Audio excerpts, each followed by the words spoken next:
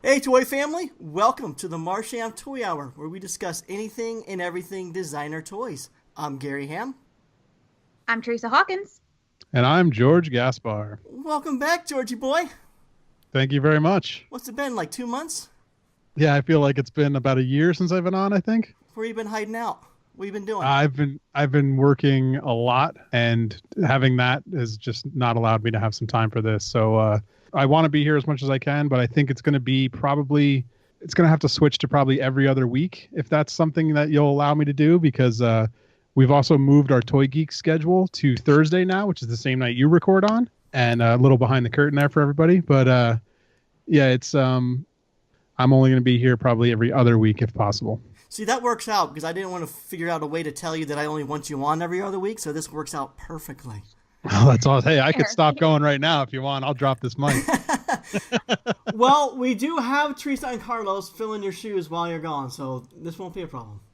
I know. I've been listening. It's great. I can finally listen again. I hate listening to ones that I'm on, so I don't ever hear those. So now that I've been gone for all these weeks, I've been able to listen to the show again. Okay. You did some really great interviews. That Paul Budnitz one, I loved it. I was totally enthralled the whole time. He was telling great stories, and nice. Yeah, I think you guys have been doing a great job. Well, thanks. You've missed being in the promo images, haven't you? That's the only reason I'm back today, is because I've been really jealous of. I think your Photoshop skills have really stepped up, and I want to be back in some cool images. All right, we could do that for you. Well, Teresa, George, we are being joined by a guest today. Kind of introduce him. Our guest is an unsung contributor to our toy community. He was an associate editor with CoArt Magazine, as well as worked much of the logistics side and assisted in organizing the Designer Toy Awards. He's a critic and blogger for SpankyStokes.com, and in 2015, he co-founded CoArt Magazine, which is a video review publication, with his wife, Pamela. He's the toy advocate. Let's welcome Nick Curtis. Hello. Hey, Nick. Welcome. How's everybody doing? Good, good. How are you? I'm doing fine this evening. You guys are both East Coasters, so thank you for staying up late, Nick and Teresa. It's a labor of love to do this, you know. It's worth it. So, Nick, I think before we get started into all the stuff that you do, we do this segment on the very first segment of the show. It's called Leaks and Sneak Peeks, and it's actually sponsored by the Toy Chronicle and SpankyStokes.com. So for all your daily designer toy news, be sure to check out the ToyChronicle.com and SpankyStokes.com. And so Leaks and Sneak Peeks is the segment of the show where we talk about anything that we might have seen on a toy blog or a social site this week that we just want to share with the listeners. So Nick, being our guest this week, is there anything that you would like to share? Oh, it starts with me, huh? Always. Damn.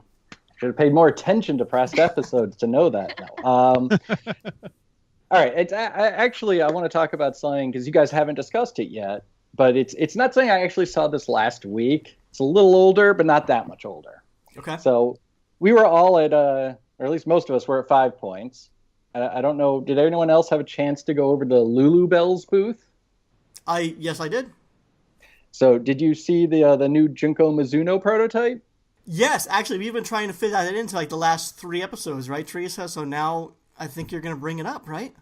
It sounds like it. No, I just started that and I'm done. Oh, dang it. You're such a tease. Well, it's not that. It's something completely different. Yeah, if you saw that one, like 2 booths over from it, there was another thing. Dang. No, so yes, Junko Mizuno, the prototype is called Hana. It's like a 12-inch tall, and it's very much based on like the traditional doll design. Okay. It's going to be produced in soft vinyl. You know, it's interesting because it has that classic doll feel. So I think it could reach like a bigger, broader audience for not just Lulubell, but also for Junko Mizuno. Exactly. It's really well done. Like the sculpt on it has a lot of incised areas that have details within them, as well as sculpted upon embellishments. A lot of it using like her signature flower designs, which is fantastic and makes perfect sense because the name of the piece, Hana, is Japanese for flower. Oh, I didn't know that. Yeah, Twins. Drop some Japanese knowledge on everybody. Stop saying what I'm saying, Gary. Now, I did get a chance to talk to Luke from Lulubell about the piece a bit, Nothing's really like solidified per se. They're still discussing the exact details of the release, but it was made so the chest piece can be removable, so you can get cloth outfits that fit on the piece, which I think is really cool. Smart. Ooh, Yeah. accessories. Exactly. You know, then they're talking about the fact that maybe there'll be like all these different versions made. Like there's unpainted and painted, and there's ones with clothing, and then there's the clothing separately. And they're still trying to decide about the hair on the piece because it wasn't sculpted. Mm-hmm. They're thinking of doing like rooted doll hair on it, or having some kind of detachable wigs so you can just easily interchange the hairstyle on your piece. Okay. I personally vote for troll hair. Oh, well, that would be one of the interchangeable hair designs, theoretically. That could be cool. I actually, I missed that at the show and saw it after the fact on Instagram. But I really liked it. I like how it's huge. It's really large scale. And then I also like kind of the shape of the figure, how it's like really beefy, thick legs and kind of a short torso. So it's kind of not like the traditional sort of shape, but very Junko. And so I think it's really cool. I'm excited to see more of it. I didn't realize it was going to be that interchangeable. I know we had seen kind of like the breastplates and heard about the doll hair, but I hadn't really heard about the outfits and stuff yet. So that sounds really cool. That's all, from what I understand, it's all preliminary talks. Nothing is confirmed yet. So that's more of like a potential sneak peek, if you would, than a confirmed sneak peek at this point. It works. So I think Luke said they're hoping to have the first ones out by around Designer Con time. Oh, wow. Okay, so that's coming up pretty soon. It is. So they must decide on some of those specifics pretty soon. Yeah, I heard it's been in the works for the past 3 years, so maybe a lot of that stuff's kind of known. They just needed to tie things down on the manufacturing end to figure out how to get all that stuff that they want done in time. I mean, that'd be my guess too, that a lot of it's probably like just trying to figure out the logistics of actually doing it, making sure the price point's not going to be too terrible, because I think they are trying to go for the bigger audience, not necessarily just the designer toy niche. Mm-hmm. I think it's really cool, and I'm not a big doll collector myself, but has there been designer dolls before, or is this a kind of a first thing? I mean, there's been designer toys based on iconic doll designs, like the Sunny Angels are kind of doll-like. Yeah, and but nothing Barbie-esque. This is the first Barbie-esque type designer thing that I can think of the top of my head. Yes. Okay. That doesn't mean it's necessarily true. There's a good 20-year history here. We're gonna have to fact check that, right? Yeah, I can't think of any designer toys if they go like the rooted doll hair type route. I don't think I've ever heard or seen of a toy that's taken that approach. I mean, I know what you're talking about with the Sony Angels, with the kind of naked babies. Well, I mean, there are a lot of designer toys that have rooted doll hair, but none of them kind of had that doll-like look to begin with that it really worked with in that sense. It was always more of a weird accent. Yeah. Gotcha.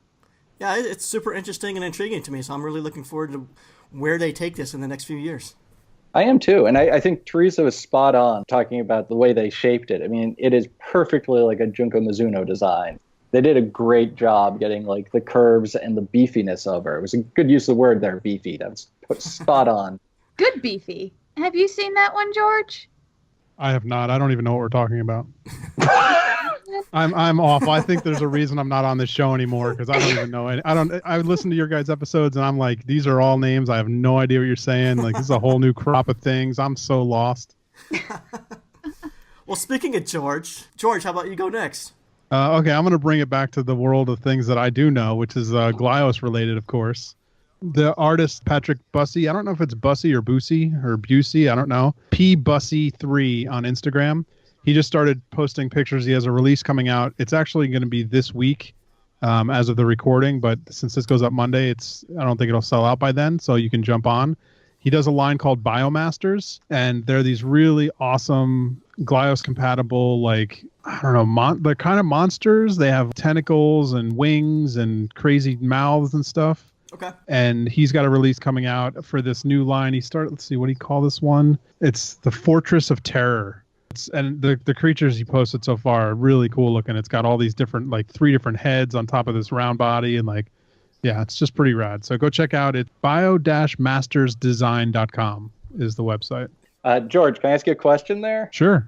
You just kind of threw out the term Glyos compatible, and I have a feeling like 90% of the people listening to this probably have no clue what that means. I wanted to ask the same thing. I was going to like, George, what the heck is Glyos? Oh, I just feel like that's all I ever talk about, so I didn't know if people were sick of hearing it. Glyos is a term used for a toy line created by Matt Dowdy and his crew over there. So Nell Design is the whole team, and all those figures, they basically pop apart at all the joints, so that you can use the figure. You can either just keep the figures as they come, and just buy them like that, and you don't need to worry about it, and they're all articulated in all these great spots, or you can pop them apart at all the joints and build your own characters. So if you get enough pieces and you get enough parts, you can build these crazy creations out of it. And now what Matt has done is he's allowed other companies, other independent companies that he has become friends with over the years, to partake in the system that he has invented and build their own lines of toys. So now you can buy these other ones like the Biomasters or Spy Monkey Creations have their toys. The God Beast that we had on Toy Geeks has his toys. All these guys like this that are a little more smaller independent guys can kind of build in a line of fans because their toys play with everyone else's toys. Cool. I like that. So it's kind of like Lego for action figures in a way. Yeah. That's what I was literally just thinking Lego. But they're not generic looking at all. Like all these things have very heavily detailed parts, but people, man, the fans out there, I buy them. I'm more of a purist with them. I buy them and I keep them in the form that they're meant to be in. But some of these guys like to build with it, and they build crazy creatures and stuff out of them, and they're really cool. What's the term used for something? Is it modular? Was that considered a modular toy? Yeah, I mean, that's probably the right thing to call it. I don't really know. I would say it's definitely modular. You take it apart and put it back together in any way you want. So yeah, that would be the term. That would be right. Yeah, from a technical standpoint, that is the correct term. Thanks, Nick. Teresa, how about you go next? Sure. So, of course, I got to do something cute, because that's just what I do. So we've been talking a lot about Shoko Nakazawa and her Byrons. And we were talking about them a bit when we were talking about gotchas. And then when we were talking with Kat Park recently, she was talking about collecting all the Byrons and trying to get kind of her Grail version of that. And so I follow her on Instagram, and she actually just posted a clay prototype recently of a new figure I'm hoping that she's working on. So there's not a lot of context other than literally the caption clay prototype and a picture of it. You kind of see it from behind, and it's like this kind of four-legged, standing, chubby kind of feature. It almost looks like maybe it's just a different version of Byron instead of it being kind of standing on two legs with its arms up, or kind of the chibi version of that maybe it'll be a four-legged on the ground type of approach. So that was super cool. You have to go check out her Instagram to see the photo she posted, but that got me excited because maybe that means more is coming.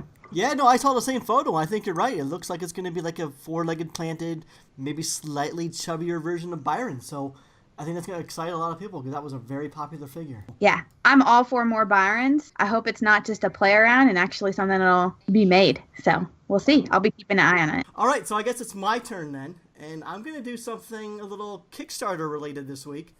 The Designer Toy Collective, which is made up of 6 stores, have taken to Kickstarter in hopes to bring Lisa Ray Hansen's cute character to life in vinyl form. When I say cute character, it's spelled K-Y-O-O-T. The character itself is going to stand 4 inches tall, but it's going to be standing upon a vinyl cardboard box that stands about 3 inches tall. So stacked, it's going to be a 7-inch piece. There's going to be many levels to which help support this toy make happen, from enamel pins to prints to customs, but most importantly, the toy itself. And there is going to be a Kickstarter exclusive colorway, which is going to be a green and black colorway available. The Kickstarter campaign is currently live and set to end July 13th. So if you want to help make Lisa's first vinyl production toy happen, head on over to Kickstarter and search Cute on Kickstarter. It's spelled K-Y-O-O-T. And not to correct you, Gary, but actually the title is Up Away Kyoot. Okay, good to know. Oh, it's Kyoot? I don't know. Oh, I don't know if I'm pronouncing that right, but the full title is Up Away because it's dressed like a superhero and it's ready to launch off, like Superman. I got you. Too long.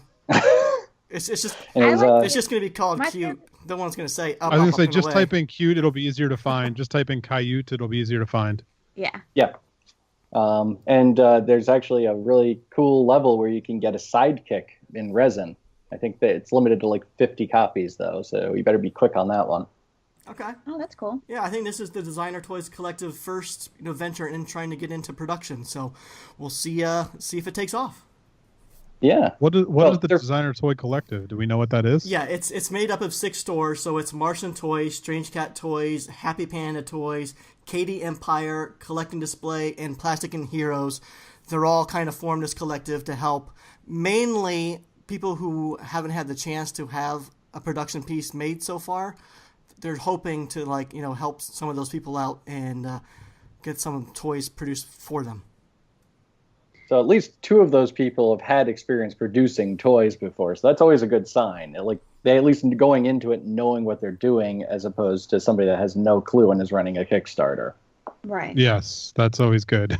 Yeah. Yeah. So if you really want to know more information about the Designer Toy Collective, they do have a website, designertoycollective.com. And from what I know about them, it's, what we mentioned, it's a series of 6 stores, and they have a lot of wealth and knowledge and experience to share with, both newbies and veterans alike, helping produce a toy, or, maybe helping you produce a toy yourself. I know there's a forum that's starting up on their website for a lot of different questions for stuff like this. So if you're someone who's new and you want to have your toy produced, this might be the group to reach out, because they really want to help support and develop and grow this, toy community or this toy scene. And they're willing to do so by sharing their knowledge and experience. So, maybe reach out to them. They'll give you feedback, and maybe they'll want to help you produce your toy. Hey, Gary, do you know if the intent is to, is it majority going to be Kickstarters?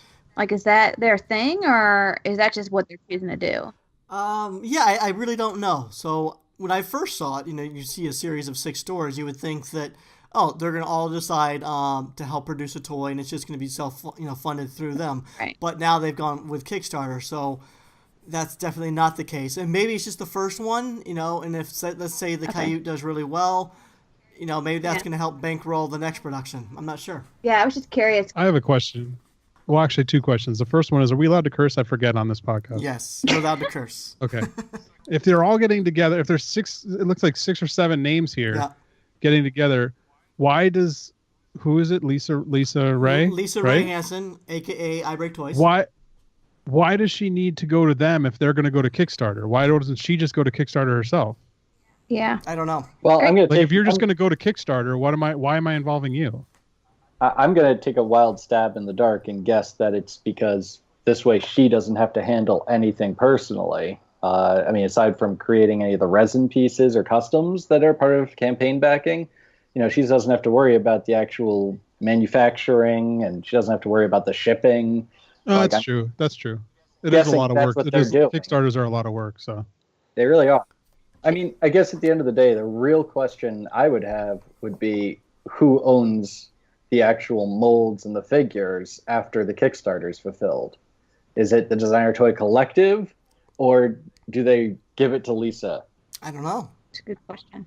Yeah, I don't know. And hopefully, I guess the big thing would be hopefully the Designer Toy Collective's email lists are strong enough that they can, when they blast this out to their people, that it can fund this thing.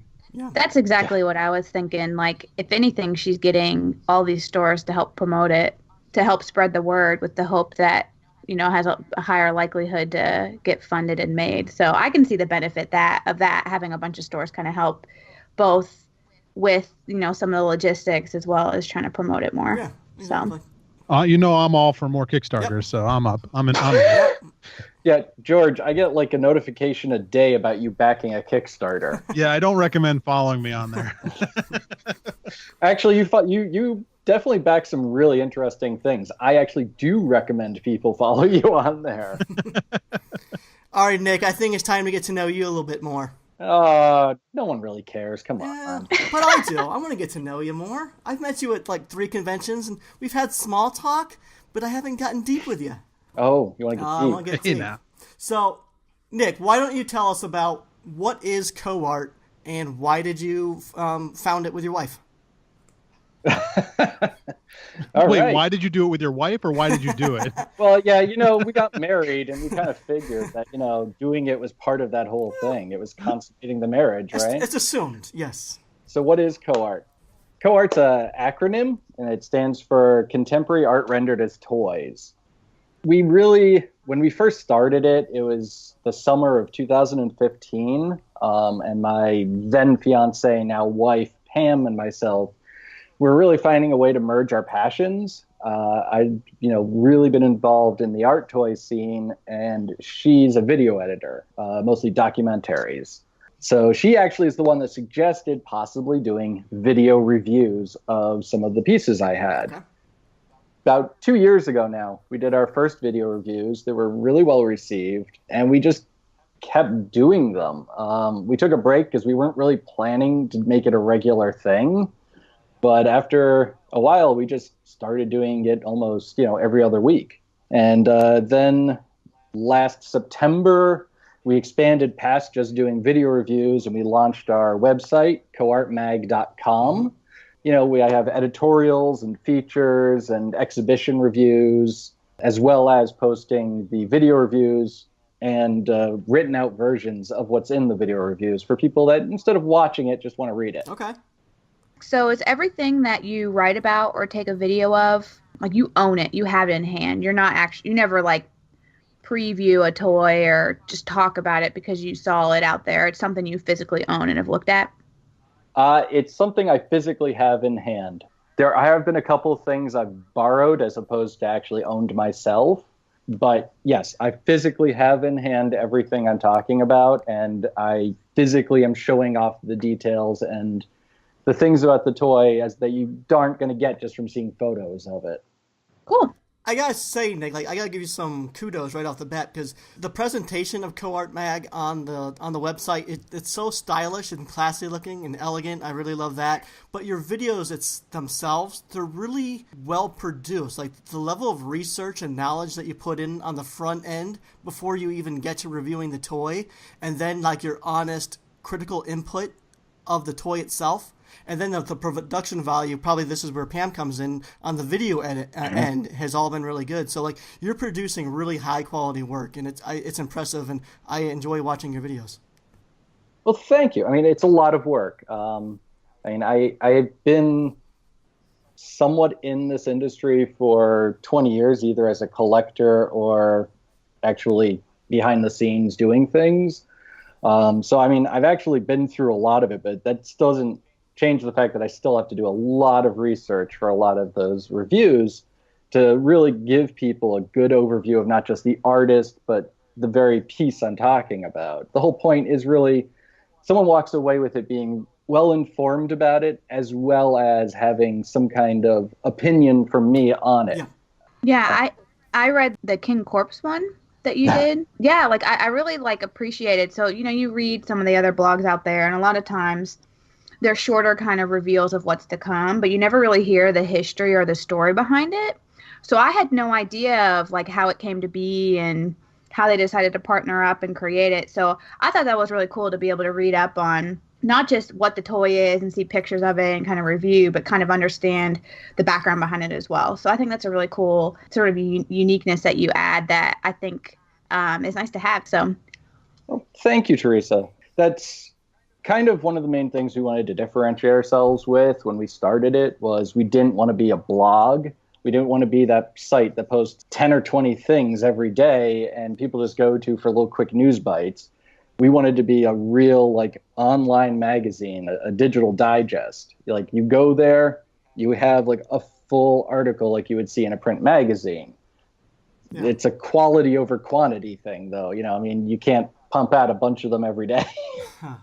Right. No, not easy to do. But you do try to take that time. Like, you write for SpankyStokes.com, and, rather than just copy and pasting probably what the artist sent you, it seems like you really do take the time to inject a little bit of yourself with everything, giving a little bit of opinion and thought, and I've always appreciated that. And the same thing with you reviewing. Like, it's what I appreciate about it is seeing it in hand versus what you see on a toy blog is generally like the main promo image, often photoshopped and helped to make it look the best possible. But on your review side, you actually see it in hand, and then like with the abominable snow cone, like you pulled out a flashlight and you showed that, yeah, the top, look, it has a translucency, and sometimes you don't always see that in like the promo image, and I think that was really cool. And also with your reviews, you review things with a very critical eye, and you're very honest. So, like, I would like to know, like, what's the criteria that you use when you review toys? The criteria I use, I mean, there's a couple things I think about. First and foremost, I like to think, is there the artist's voice in this? I mean, is it just, we're very focused on the art toy as opposed to just a toy. So we need to see that artist's voice in there. Is it something where it doesn't just feel like some company produced a piece, but they actually produced the artist's piece with the artist's vision? Gotcha. As for the actual toy, I like to really think about, was this the best material used? What benefits does it give? Like the abominable snow cone you mentioned, it wouldn't have worked the same way if it had been anything but vinyl, because all that painted detail would have been insane to reproduce on resin. And I don't even know if the transparency on resin would have looked the same as that kind of milky transparency you got off of the colored vinyl at the top. Mm-hmm. So it's really just about looking at all the different aspects of it and thinking about the intention behind it, the statement it might be making, and of course, at the end of the day, how is the actual production quality? Is the paint applications like clean? Did they really think well through how like the articulation works? Because even if it's a piece of art that's, as a toy, the articulation's there to give you greater display options. Yep. Even if it's not to play with. But it is to play with. Sometimes. As far as I'm concerned, once you buy it, you can do anything you want with it. So if you want to play with it, that's cool.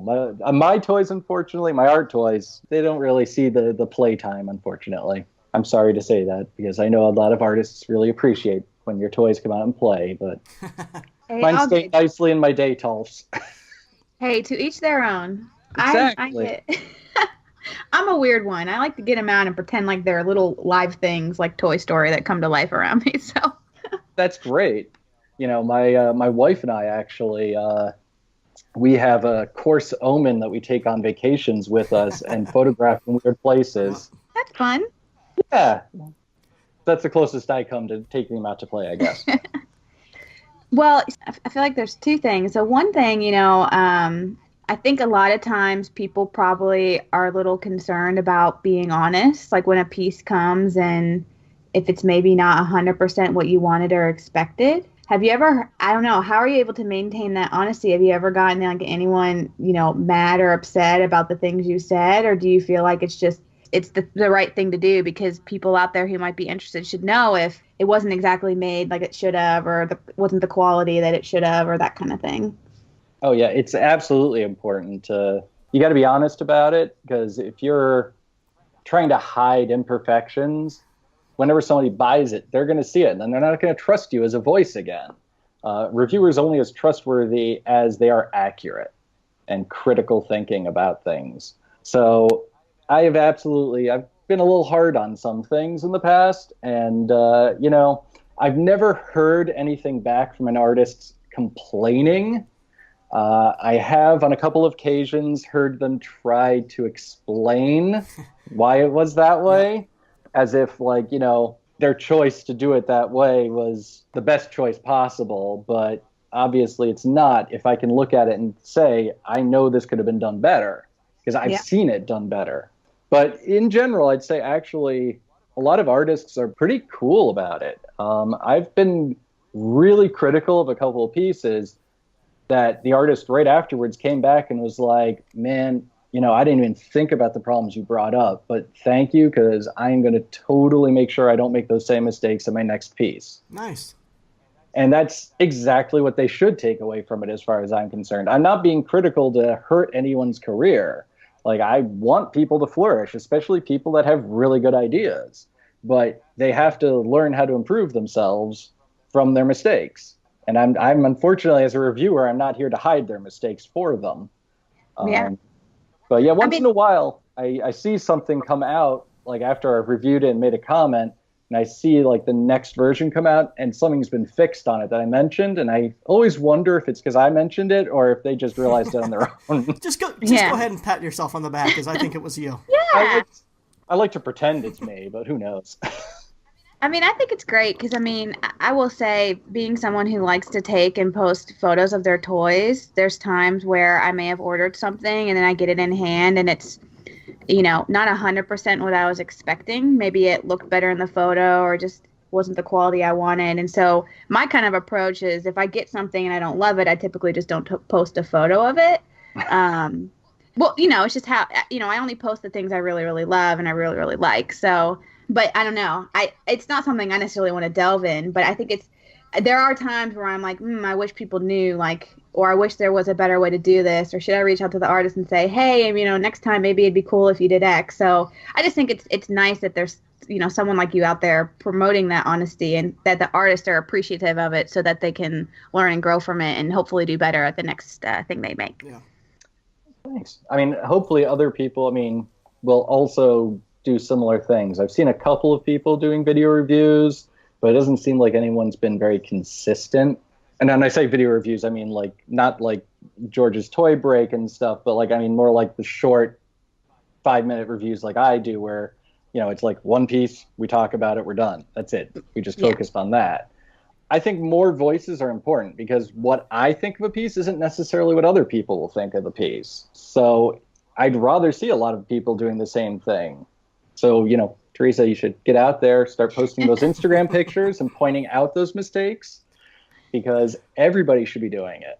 Yeah. It's hard because at my core, I like to be nice, and I don't know, I don't want to be mean, but there are times where I do think it could be nice to kind of point it out. I don't know if that's something I'll delve into necessarily on my Instagram, but I could see potentially maybe starting something like that up, because I've always thought about starting sort of a separate, whether it's like a Facebook page or blog or what have you, that just kind of posts more of, like, so there's times where I've thought, should I post like the packaging, like a photo of the box, and then like what it looked like when I pulled it out, and then like the thing, like, is that something I want to do and explore? Because like there are times where the packaging's really cool, and so I want to show it off. So yeah, I don't know, maybe it's something I'll delve into. But related to packaging, I know you kind of mentioned the care about quality. Is packaging something you're also very into as well, that you include in your reviews and that you kind of analyze and consider to be a part of the piece as a whole? It totally depends on the piece at that point. Some pieces, the packaging is absolutely worthy of discussion. Sometimes the packaging was literally just meant to protect the piece. Yep. In the case where it's just to protect the piece, I really don't see the need to spend time discussing it. It's not even worth mentioning. But in the case where something like the packaging is, in some way, it helps heighten the piece, makes it more appreciative, I absolutely try to spotlight it. Like, you'd mentioned the King Corpse review before, and in that one, they had the wonderful sack bags, which I thought was a fantastic idea, because not only do you have that feeling of, the captured animal inside of the sack bag, but conversely, since it's a dead thing, you kind of have that, almost someone tied up the dead thing and just put it in the sack bag to throw into a ditch. I thought it was just this beautiful, like, duality to the packaging itself. You can say I'm overthinking how the packaging reflects, but to me, that's what it worked. Yeah. Well, and, it's interesting you talk about, like, packaging that's not really packaging, it's just more protection. But from my perspective, like, I love really, really good packaging. I think it makes the piece even better in my mind when it has a really cool packaging design. And so I just didn't know from your thoughts, if an item comes and the packaging is kind of does that sort of deduct points in your mind, or is it for you just more all about the toy? I wouldn't say it's all about the toy, but the actual art piece itself is the focus. The packaging definitely is a bonus. I really do appreciate some well-made packaging. If the packaging's not there, I'm not going to basically be sitting there going like this, but they couldn't invest money in good packaging.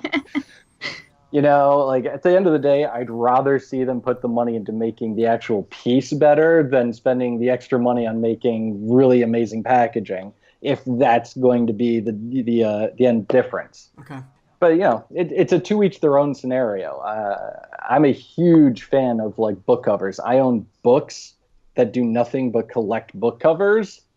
like pictures of book covers. Okay. So I really am a fan of packaging because let's face it, that's all a book cover is the packaging of the book. I love really well-designed aesthetics and things like that. But at the end of the day, I'm displaying the piece outside of the box, not with the box. So when my collection was much smaller, I did display the boxes, but I don't have room for that anymore. Now, Nick, I'm sort of curious how you would, like, since you've been in this for so long and you've been reviewing toys, like, what, through your perspective, what are designer toys? What makes a toy more art than, say, a toy collectible in your eyes? So what is exactly a designer toy?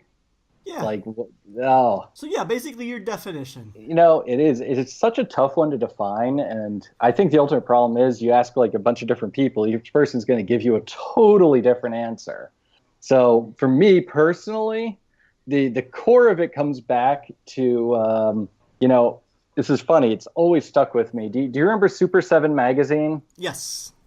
Okay, the very final issue was literally a book-sized issue. It was like a special. And at the beginning of it, Brian Flynn wrote this amazing manifesto about what Super 7's about. And one of the things he says in there is, we only want toys that have a soul. And that to me is like a huge part of what makes a designer toy. It's the soul. It's not just a piece of plastic. It's something that somehow has been imbued with the artist's concept and intent, and the execution has just carried that concept to a three-dimensional form. Okay. So, you know, I think the major problem I see a lot is like, you know, people will say, well, this is a designer toy, this isn't a designer toy, in their marketing of it. And I don't really care what the stated intent was. It's what the actual piece is that I'm viewing. Does that make sense? Yeah, I think so. Yeah. Okay. You'd mentioned collectibles versus designer toys, right? Or am I making that up? No, I did. For a second there, I'm like, did I make that up? No, I mean, because that's the biggest crossover zone of weirdness is people want their things to either be called collectibles or they want their things to be called designer toys, but they can't be both for some reason. And I think that's a really weird ground that we're somehow in. For instance, so I mentioned Super 7 because of the magazine before. So Super 7 are a big company that have been doing vinyl figures for 15 years now. Okay. Sounds about right. Sounds about right. Maybe a little longer. But just because they did designer toys for so long doesn't mean everything they do is a designer toy. And I think that's one of those separations that people don't make all the time. Like, if Kid Robot released it, it has to be a designer toy. Right. Or if Super 7 released it, it has to be a designer toy. Because, like, personally, I love... Super 7 does a line called Reaction Figures, where they take cool movies that never got action figures, and they make, like, Kenner-style action figures out of them. And I love those figures. In no way would I ever call those designer toys. They're just really cool. Okay. You can call them toys, you can call them collectibles, but as far as I'm concerned, they're literally there to be bought for someone that wants to have a memento of their favorite movie and something cool that they couldn't have as a kid. Okay. Does that make sense? Yeah. So I'm kind of curious, Nick. Like, to me, that's sort of licensed-ish type stuff. It is. Right? But like, licensed doesn't mean, like, there's licensed stuff that definitely is a designer toy, in my opinion.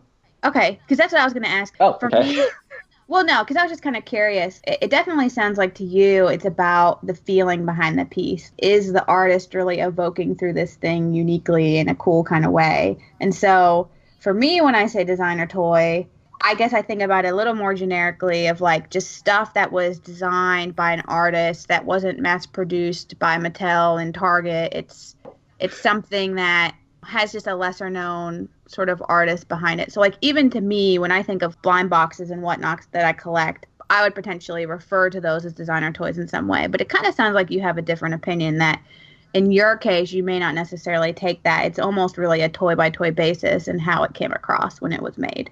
Yeah, I mean, I think that's fair. I totally know what you're saying. Like the more, I'm going to call it the modern opinion of designer toys. For some reason, the term got changed from what it originally started as to mean toy that had a designer.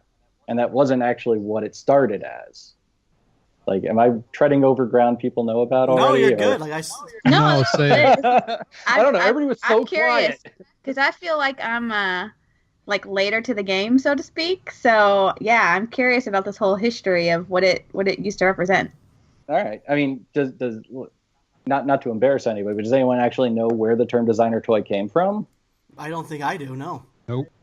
No, all right. Hold up. This is a good cliffhanger moment. Before we get to disclosing that, let's take a brief moment to announce some of our sponsors. We have printsonwood.com. So if you're an artist or a photographer and you've ever wanted to have your work printed on beautiful, sustainable wood, then be sure to check out all the beautiful, wonderful services that printsonwood.com can offer you. And as for all your designer toy needs, there's 3dretro.com, as well as they have a beautiful brick and mortar location out there in Burbank adjacent Glendale, California.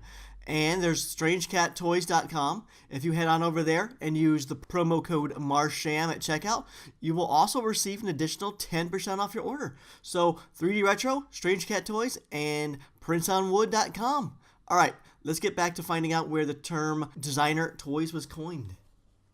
So do you know who Jim Crawford is? Yes. All right. Jim Crawford coined the term to describe what he was doing with StrangeCo. So we have him to blame for this terrible name? Except that wasn't the name he gave it. Oh, good.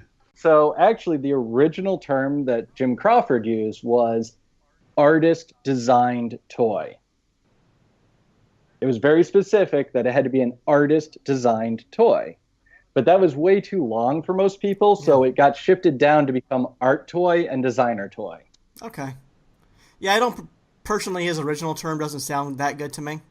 So no, it's terrible too because I know a lot of amazing artists who all work at real toy companies making mass market toys, and they're all artists designing toys. So that's a terrible name. I didn't say it was a great name, but that's what it doesn't help us at all. I was hoping you'd like unlock this key that would help us with this stupid name, but that doesn't help us at all. You know, as far as a stupid name goes, I kind of agree, but it's the name we got. And, you know, a lot of people try to rail against it, like, oh, let's come with a new name. Let's call it this. Let's call it that. And I'm like, you know, I've seen the term designer toy and the term art toy in like Juxtaposed Magazine and High Fructose. There are books about them. You shouldn't try to fight against the thing that actually has a little bit of public impact. Like, yeah, no, it's the one that's at least got a little ground. Yeah, people know this term. Don't fight against the term. Just educate better. Like, I love Joe Ledbetter. I don't know if anyone follows him on Instagram, but when he does things, he has this wood plaque explaining, I'm a designer toy artist. This is what designer toys are. And it's succinct but perfect. And it's like, God bless you, Joe Ledbetter. You're informing people.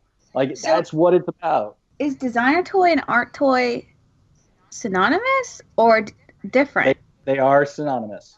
Okay, because funny enough, I thought art toy meant like handmade. Yeah, that's a more modern thing where people started trying to devolve like what this was and what that was and give them each their own meanings. And it's like urban vinyl where people kept thinking, oh, it has to have that urban aesthetic, etc. And to be honest, when the guy first coined that term, he just was coming up with a cool term.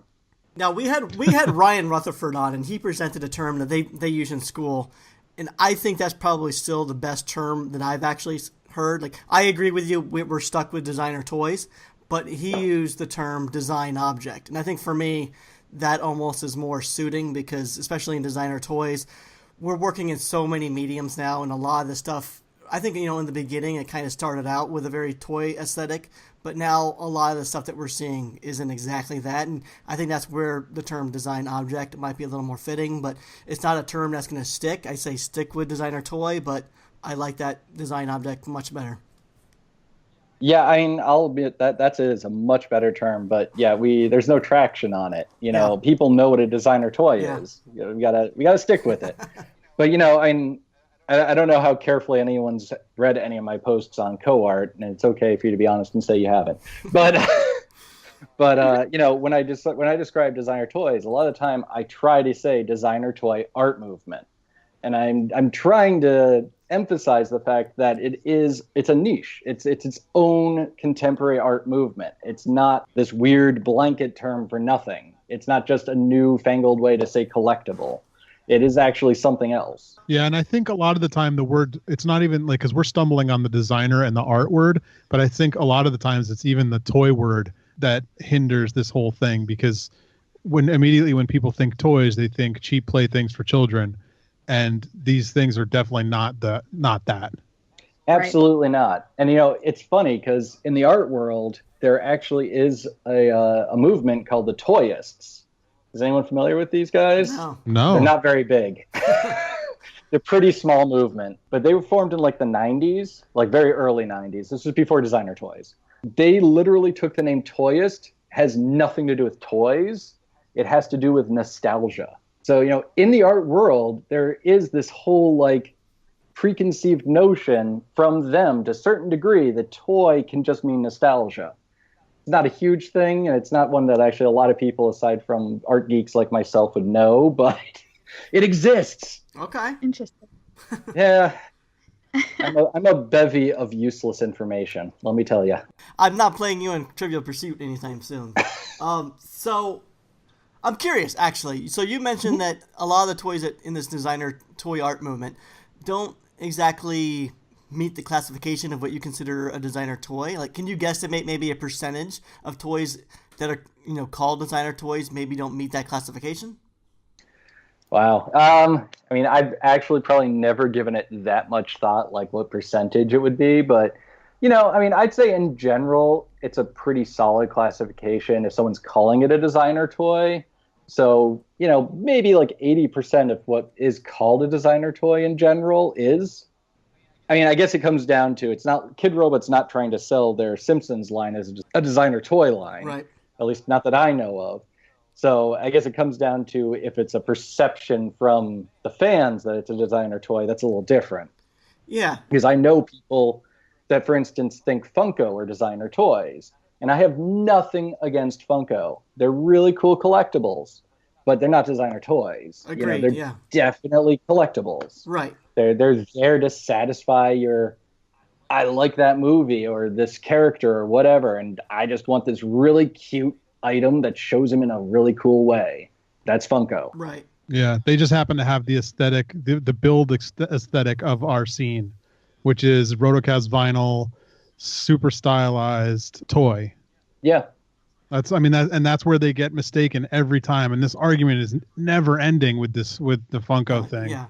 It's fun because it's only designer toy scene created too. It's like Funko people are not getting huffy. It's only designer toy people, and Funko people, from what I know, either aren't that familiar with designer toy scene or do not consider themselves designer toys remotely at all. It's funny. Like I would think that the stuff that I tend to make, I get, even though I'm classified in, like, I get put into the designer toy scene, I don't think any of the things I'm making were ever intended to be designer toys. Like, there's no, like, I don't have the art philosophy behind. I'm not trying to point out any kind of meaning. I'm not trying to do it. Like, I'm just trying to make cool toys. So I think mine are some of the things that get lumped in there, just like you're talking about. The artist's intent, you're trying to make really cool toys. Yeah, I'm just making independent toys. It's not art toys. It's independent toys, Yeah. So, yeah, I guess it is tough to say, Gary, because it depends. Like, I don't think I've ever seen George try to sell his stuff as designer toys. But I won a designer toy award for them. But you didn't try. It's not like you were out there saying, I'm doing designer toys. No, in fact, I rally against it, and I tell people they're not designer toys all the time. Yeah, I really like Glyos, but it's not a designer toy, in my opinion. It absolutely really is not. Sweet toy. Yeah. Just enjoy it for what it is. Like, I own toys, I own collectibles, I own designer toys. I have no bias against one or the other. Right, I gotcha. So you mentioned Simpsons. I think in the beginning, when those were first done, when like Kid Robot started doing licensing toys, because they had that very designer toy aesthetic, I think in the beginning, like 10 years ago when they started doing that stuff, that would be considered a designer toy. But today, because so many other companies are now kind of doing or being inspired by what the scene has done, I feel like now the Simpsons toys and that sort of stuff that has that aesthetic, it's different. It's in a different category now. It's more mass-produced big box store toy versus, and let's get into that. How much does quantity and production does that play any factor into what's considered a designer toy? If it's produced more than 1,000 pieces, does that make it something else? In my opinion? Yeah. No, Okay. In my opinion, not at all. Like, who cares how many are made? It's literally what the actual piece is. Like, there could be one of it, there could be 10,000 of it. If it's the design itself is art, then it's an art toy or a designer toy, whatever you want to call it. I mean, last I heard, COS Open Editions were at some insane number, like 20,000 or 30,000 copies made. I can't argue that that's not an art toy. True.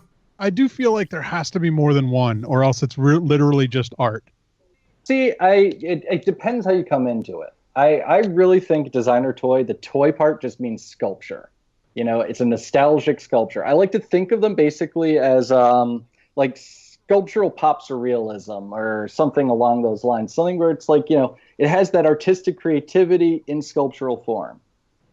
I don't think it necessarily has to be mass produced. I think like a one-off hand-painted piece is just as valid in the designer toy movement as something that had 10,000 copies made. But then that's the difference between a painting and a print. There's a very distinct difference between the two. And it is very true.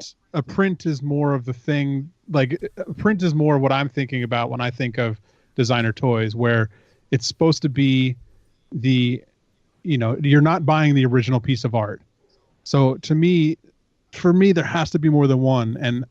But at the end of the day, if designer toy is describing an art movement, which is what I believe it does, regardless of how it is made, it's still the same art movement. Like if you have a painting that's surrealism, right. So I see. You're saying the print is going to be surrealism. I guess, George, I'm trying to like figure out what I feel like in my head, because you say like the original piece is like a painting, but what if there isn't an original, if that makes sense? I don't know, Gary, I could be wrong, but like Whooper Looper, did you actually ever hand sculpt make Whooper Looper, or did it just start out as like a drawing or an idea that became 3D? To me, I own, in quote unquote, an original Whooper Looper. I don't consider it a print to a painting. Does that make sense? There's always an original. If there's a 3D object you're holding that was made from something else, there's an original. Even if it was 3D printed, however it was made, there's an original. And the thing that you're buying is a product of the original. It's not the original. The original is the sculpt, or if it's made in 3D, the original is the sculpt. I gotcha. Okay. It's whatever the master was that they made the mold from, which in a lot of cases is destroyed in the mold making process. Usually, yeah. Yeah, I mean, most of the time, no one will own the original. If you're, if you're doing a sculpt and you're sending it overseas, like I'll use the Deadbeat as an example. Like when I sculpted that, I have the original sculpture. I molded it. I made a casting. The casting went to Japan. So even though the original casting, the very first casting was made and destroyed, I still have the original sculpt. So in that case, people aren't buying that original. They're buying the print, which is the toy. Right. And which I find is interesting, because I had, Chowskowski sculpt the Whooper Looper. We sent it to Japan, and I actually got the original sculpt back. And when you look at the two side by side, I think what a lot of people don't know is that through the manufacturing process, the toy actually shrinks usually 8%. Is that correct, George? It's 6 to 8% generally. Huh. The master of Whooper Looper that Chowskowski's did, when you put it next to the actual vinyl production piece, they do look different. It's more skinny, and there's just slight differences between the master and the actual production piece. Interesting. Oh, yeah.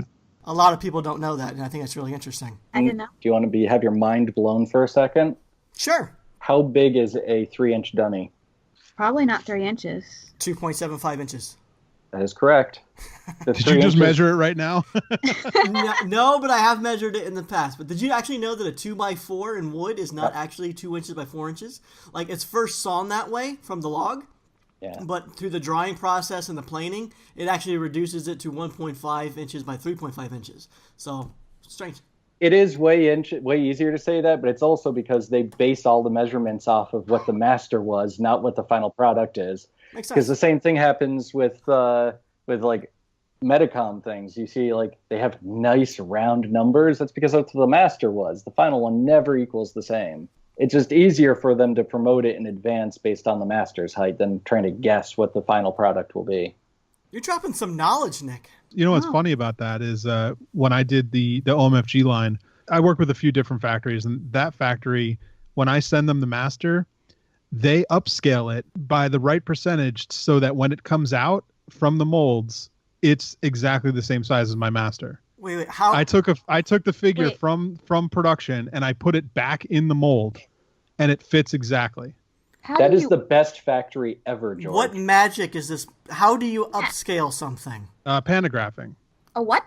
Panagraphing. Panagraphing is a process where you're basically copying the piece, but to a different scale. You ever see it with like handwriting, where there's like a bar set up, and you can, as you move your pen, another pen writes the same thing? Yeah. It's similar to that, where as you're moving your thing, copying the one, it's set up to scale so that it scales the thing to the right piece. Cool. If that makes sense. Yeah.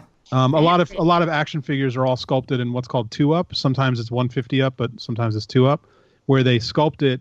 So if it's a 6-inch figure, they sculpt it 12 inches tall. When the masters are sent to China, they panagraph it down to the 6-inch figure. Cool. I had no idea. That's interesting. Which is actually usually the easier way to go when you go down, because you can actually take something with simpler details and make it look far more complex. Yeah, that's the main reason, is so you can easily carve better detail into your figure at 12 inches, and then it panagraphs down, and all the details shrink and look tighter and nicer. Yeah, it all of a sudden just looks like somebody was crazy and sculpted like a mad person. Expense-wise, what's the difference between doing a panagraph versus casted mold? It's more expensive. You're adding a whole other step to the process. Is it like ridiculously expensive to where most people just wouldn't even consider it? I don't think on an independent level it's worth it. I don't think you need to. I don't think you need to do it, especially with the people that do that are generally not someone that's sculpting in wax. You'd probably be sculpting in a clay or something like a Castelline type thing. If you could sculpt in wax, you can get all the same detail at a tiny size. Like I could sculpt a 2-inch figure with the same detail as a 6-inch figure. Cool. For the most part. Wow, that's very cool. Nick, back to reviews, and I'd say this is a question to you, George, too. I think a lot of people wonder where these pieces come from. Like, how do you select what toys to review? And then do you always buy the pieces? I think, Nick, you mentioned that you sometimes borrow them from friends. Or do companies ever just send these things in hopes that you'll review them? It's a mixed bag. I've borrowed them from companies and artists as well. It's not just friends, because sometimes I know sometimes artists, they only have a handful of something made. So if I can't really splurge on it at that moment, but they can lend me their personal copy, you get into a tricky zone when you're doing that, because if something happens to it in the mail, for instance, if it's being shipped, that's not cool. Yeah. So I try not to use that option except in like very rare occasions. So most of the time it is things that have either been sent to me or that I purchased myself. And as for choosing wise, the only thing I really won't review, I mean, as long as it fits my definition of what a designer toy / art toy is, I won't review something that I can't find anything nice to say about. Like, okay, yeah.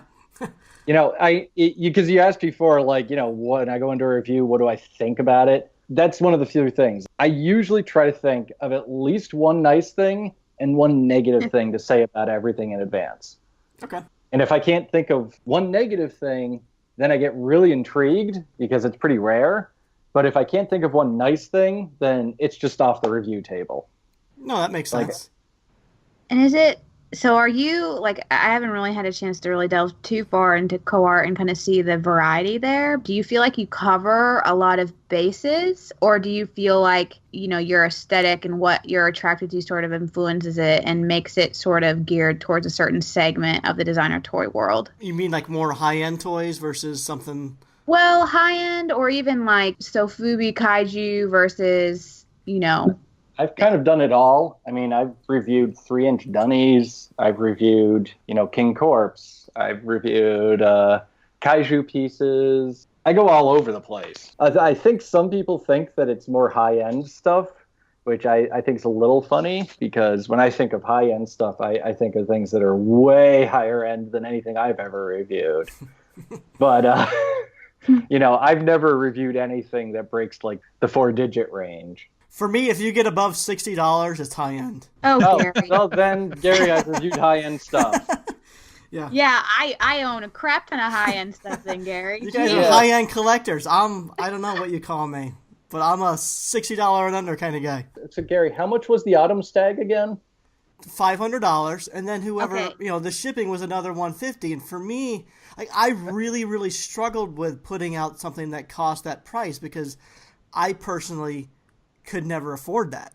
So that was a struggle for me, but I hear you. It was, I've actually never seen one in person, but oh, that's a shame. it really is. No, I have based one. on. Do you? All the should- photos I've seen look gorgeous. Maybe if you're ever around Kentucky, you're more than welcome to come review it. I don't think I'm about to ship you my Autumn Stag to borrow, but you're more than welcome to come here. But yeah, I'll keep that in mind. it's a great piece. That, now that I think about it, that is definitely by far the most money I've ever spent on a single piece. But Money well spent. totally.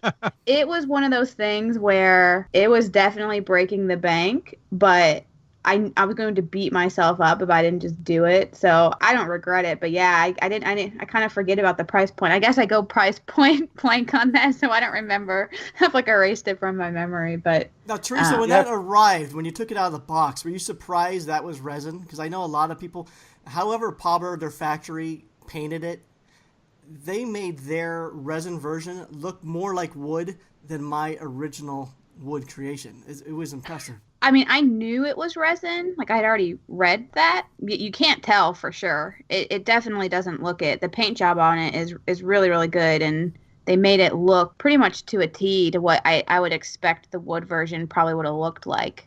Nick, were you going to say something about the stag? Oh, no, I was just making fun of Gary trying to act like $60 was a high-end point when he had a toy that was way more than that. Sorry, I don't know. As a collector myself, I don't generally go above 60. I see these beautiful Instinct toy ones, like the Muckies. I'm like, man, I would love that figure, but I can't sell out $120. I can't. Yeah, I want a the, King Corpse. the mini but there's Mucky no is way. 60, right? It's what I was just going to say, Nick. Get the mini. They're Yeah, the 60. mini Mucky is It's right 60. at your max. Yeah, maybe. And they're every bit as cute. They are, and they're even cuter because they're smaller. I don't know about cuter, but Small, if you take something and then you make a smaller version of it, in my mind, instantly cuter. I'm pretty sure that does not apply to everything.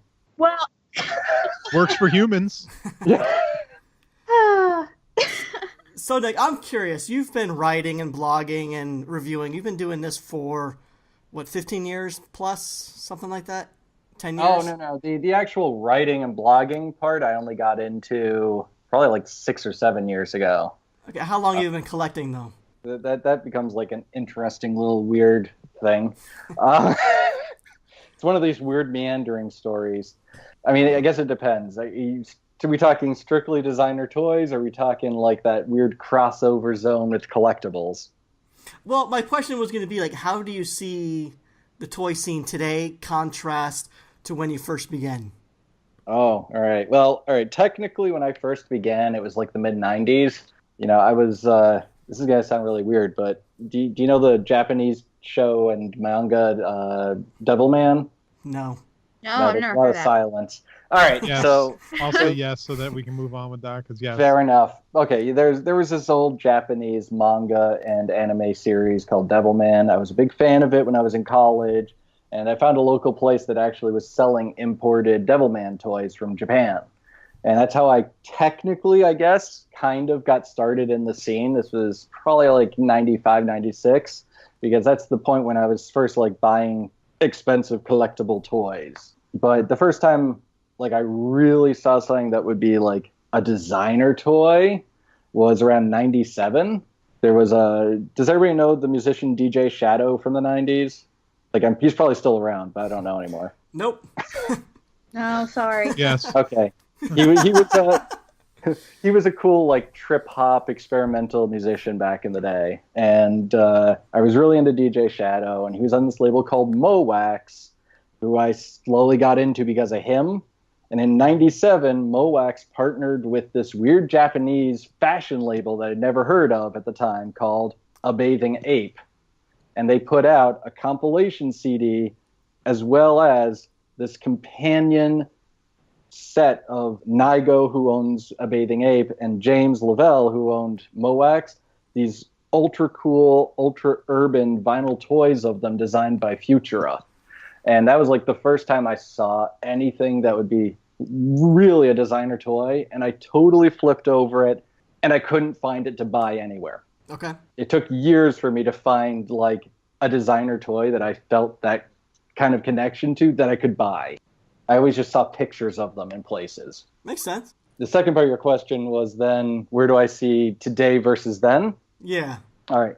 So back then, obviously, like it was still like a burgeoning scene. Like that release that I was just talking about, the Mowax and Bape thing, it was meant for promotional purposes, basically. I mean, it was for sale, but they were really kind of aiming it as this like cool collectible for fans of the music. Much the same way, like a lot of people think of Skate Thing and Bounty Hunter's Kid Hunter as like the first designer toy. Mm-hmm. But when they did that, it was meant to promote their t-shirts. Oh, okay. Back then, they weren't really thinking about doing anything that could be art at all. Like, it was just cool. Gotcha. And I think that's why Michael Lau gets a lot of credit, is because he was probably one of the first people to really come on the scene and be like, I'm having this gallery show of sculptures. And people are like, they're toys. And he's like, no, these are my sculptures. Because it was his third solo show. And before that, he'd done paintings, and he was really well respected in that scene. And all of a sudden, his third solo show is the Gardener series of like 101 customized 12-inch figures. It was really like, I'm not calling them toys anymore. This is my art now. And I think that was really a big turning point in the way it was perceived. Oh, that's cool. I didn't really know his history on that. And I have no clue how I got in this anymore. I'm sorry. I'm just rambling. Yeah, but it's I think interesting. I'm tired. We're all just quiet because we're listening. Yeah. Well, Nick, do you feel like also historically, just from things I've heard and seen, it seems like there was more of sort of a urban background to designer toys back in the day? Would you agree with that? You know, I mean, there was definitely an influence. You know, the Nigo and James set that I was talking about, that looked really urban. And then you have like Michael Lau was doing really urban-based action figures, and you had other people doing the same stuff around the same time. And it was just because this was the stuff they were interested in. They were just reflecting what they saw and what personally experienced in their pieces. I still see some pieces today that have that same kind of aesthetic. It's not like it disappeared. I think it's just branched out. There's a lot of other people doing a lot of other things that they're seeing.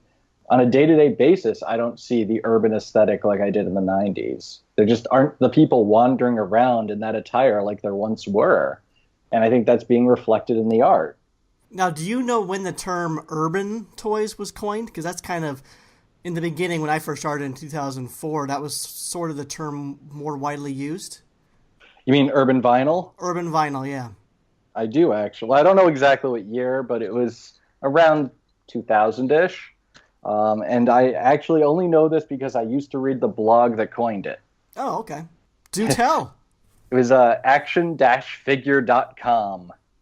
I have fond memories of it, and if I look it up, I probably can tell you the guy's name, but I don't know it off the top of my head. But yeah, he was mostly writing about action figures, but he was writing about a lot of cool action figures, and at the time, I was kind of digging that stuff. You know, I mean, you weren't really seeing a lot of designer toys, but I was really having fun in my post-college years, kind of experiencing this idea of the toy as an art piece, because things were just definitely getting way higher production values and getting more interesting. I don't think I ever really thought about them as art pieces back then, but I certainly bought them and kind of displayed them. I didn't really play with them. But yeah, so I dug his blog, and he really got into Michael Lau. and he really needed a way to differentiate Michael Lau's work from the other stuff he was doing, which was much more traditional toy. Gotcha, okay. So he came up with the term urban vinyl to express it. Okay, no, that makes total sense. Yeah, I'm pretty sure that he probably had one of the most influential contributions in those early years to like the scene, because that term went so viral, but I don't think most people even remember him, and it's too bad. Okay.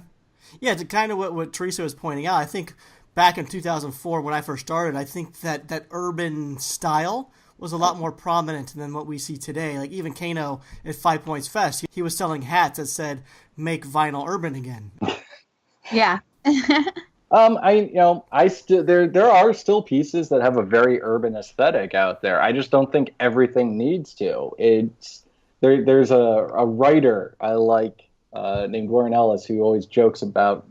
He says that going into a comic shop, because everything is superhero, it's kind of like going into a bookstore that sells nothing but books about nurses. Mm-hmm.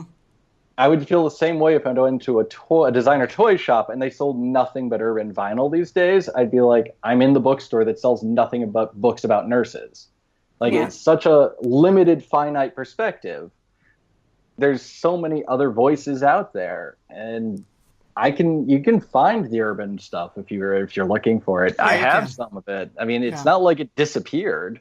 Yeah, it's more like roots, right? Like that's it. I feel like it was kind of pretty prevalent, and maybe that was kind of like the main thing and where it rooted from. But I agree. I mean, I don't think there's anything wrong with it growing and expanding and covering a variety of different aesthetics. And I mean, obviously I'm pulled in and enjoy the aesthetics of a different appeal than the urban stuff. So I'm happy that it's grown and expanded in different ways, because I may have never really been attracted to it if it had only stayed with a really select type of look and feel. So I think it's definitely still out there. But it's grown past and beyond to include a variety of different stuff.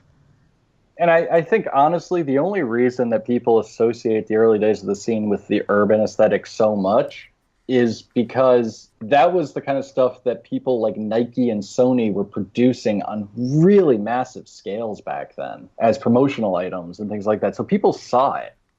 But, at the same time, Frank Kozik was running around with his Labbits. Right.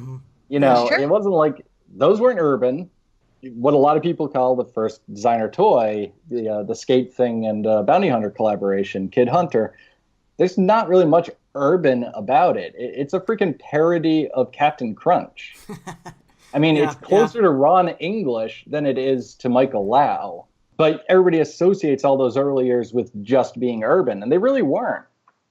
There was a diversity even then. Yeah, I think early on, it was more of a street thing, and then eventually like graphic designers caught on and whatnot, and then it just became this melting pot of different styles. What we have today, you can't really explain what the designer toy scene is today. There's so many different things going on, from bootlegs to cute toys to kaiju to it covers the gamut now. But yeah, no. So Nick, just speaking collector wise, why do you think the scene hasn't significantly grown in size? It seems like the scene's been around for 15 years or so, or probably even longer than that.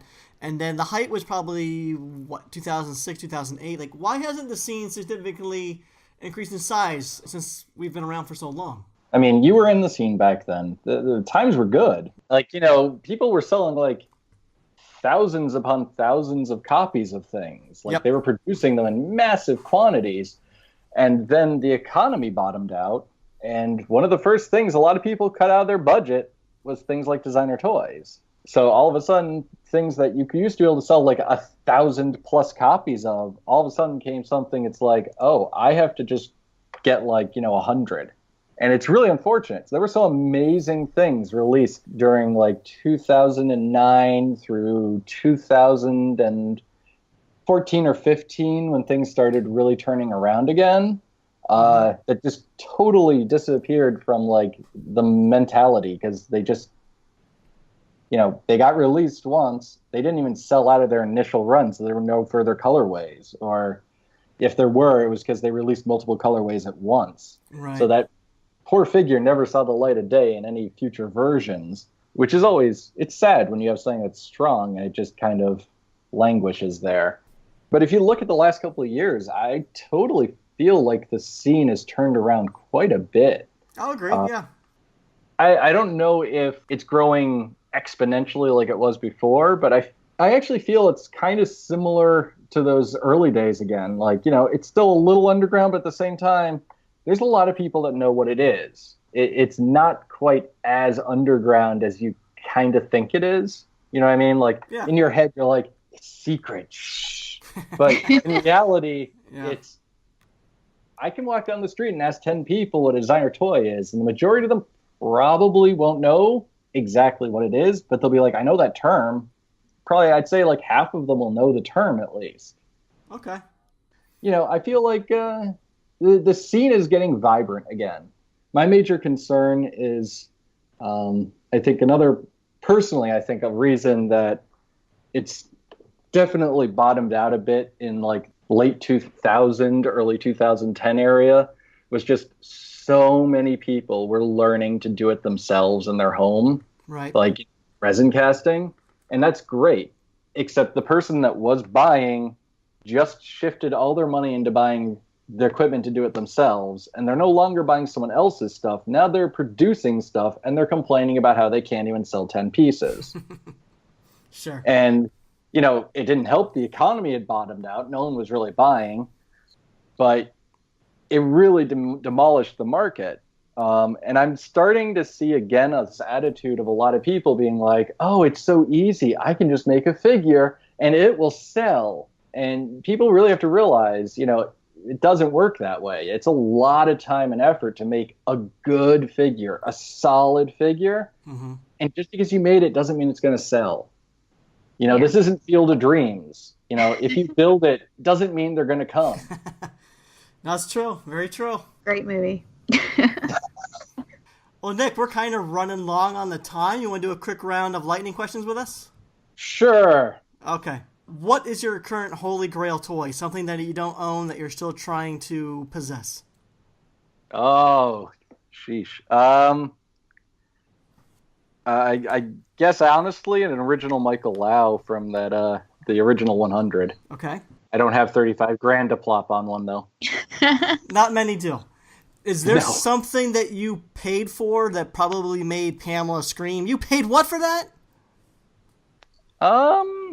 No. Whoa. Actually, I don't think I have ever made her say you paid what for that. Wow. Or look at me strangely about anything I've ever bought. Yeah, you got a keeper there. I know. I lucked out. All right, what? I also usually do ask her in advance before I buy things. Okay, there you go. It might also be that, I think it through before I do it. That makes sense. Who would you put on the designer toy art movement Mountain Rushmore? 4 people. 4 people on the Mount Rushmore? Well, I'd say, Gary Ham. Please. No. The Mount Rushmore of designer toys, huh? All right, I'm going to go with Frank Kozik. We're going to go with Michael Lau. We're going to go with Tristan Eaton, who I don't think gets nearly as much credit as he probably should for what he did in the Americas. True. And I'm going to go with Cause. You can't deny that man's ability to bring new people to the scene. Okay. No, those are all good. And let's say your place is on fire, purely speculation, but your place is on fire. You only have enough time to grab 3 pieces from your collection. What are you saving? Oh, now I'm assuming Pam got out okay. I don't have to worry about her. Pam, dog, family photos, computer, all that's good. We're talking... That's good. I'm just down to saving the toys now. Exactly. All right. Well, this is going to sound really weird. First thing I'm going to save is my wedding topper, which was it was a Japanese King Kong figure that J-Ru sculpted Pam as Fay Ray in the fist of. Very cool. Yeah. So, that's totally not replaceable. So I would have to save that first and foremost. I would save, for our wedding, we actually had, course, were really nice. And, I had to pay for it, but they made a very limited run of omens for us to give as gifts to our guests. Wow, that's cool. It is. It is. I'd have to save. We have one, and obviously, I'd have to save that because that's totally irreplaceable as well. Is that the one you take on your vacations? It is. We actually do have. We have two. We've got one that we keep nice and pristine, and then we have one that we take on vacations. Fun. Because it's like the symbol of our marriage. And I don't know. Last thing, I'd probably save. I have no clue. I'm looking over my stuff right now, and I'm like, which one of you would I save, man? So many. It's a tough question. It really is. I should have been better prepared for this. Last thing, I guess I'll save my King Corpse. It's, I just in a cost to replace it kind of sense. Yeah, very expensive to replace those. Yes. Yeah, and hard to get. Yeah, it's not the easiest one. That's all good stuff. Nick, you're awesome. Thanks for joining. Oh, thank you for having me. I had a great time. We barely even got into like all the stuff that you do. We're gonna have you back sometime. I know, it's ridiculous. We had some bullet points and we didn't even get to probably half of them. So no, that's all right. I feel like we discussed the really important thing, which is the actual designer toys. Yeah, we went off the rails, but we would love to have you back sometime. And why don't you take a brief? All right, why don't you take a brief moment and let everyone know where they can find you? You can find me at coartmag.com. And you can find CoArt Mag on all the social media. And then for me personally, you can find me on Twitter and Instagram under the username TrustPigs. Very good. All right, ladies, next, Teresa. Well, my name is Teresa Hawkins, and as always, if you want to find me, check me out on Instagram at tmhawk24. George. Double G Toys on Instagram and George Gaspar on Twitter. And I'm Gary Ham on Instagram and superham.com.